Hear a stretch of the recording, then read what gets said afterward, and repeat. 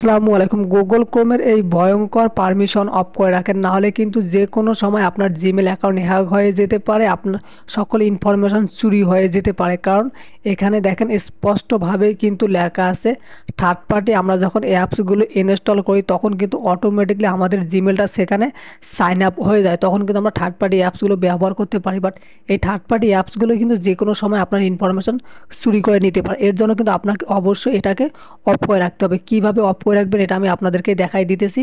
মাত্র 2 মিনিটের মধ্যে কিন্তু আপনি এই সেটিংসটাকে অফ করতে পারবেন বা গুগল ক্রোমের এই সেটিংসটাকে বন্ধ করে দিতে পারবেন। এটা করার জন্য প্রথমে আপনি আপনার ফোনে যে সেটিংস আছে সেখানে চলে আসবেন।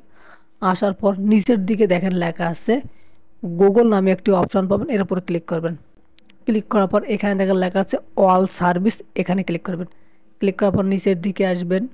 নিচের দিকে আসার পর এখানে দেখেন auto fill up with Google, এর উপর ক্লিক করবেন। যারা ভিডিওটি দেখতেছেন প্লিজ সাবস্ক্রাইব করে অনেক বেশি শেয়ার করে দেবেন। এখানে দেখেন লেখা আছে পাসওয়ার্ড, এর উপর ক্লিক করবেন। দেন আপনি নিচের দিকে দেখেন সেটিংস নামে একটি অপশন পাবেন, এখানে আপনি একটা ক্লিক করে দেবেন। তারপর এখানে দেখেন এই যে এটা কিন্তু আপনার এরকম চালু করা থাকবে, আপনি এটাকে জাস্ট এভাবে অফ করে রাখবেন।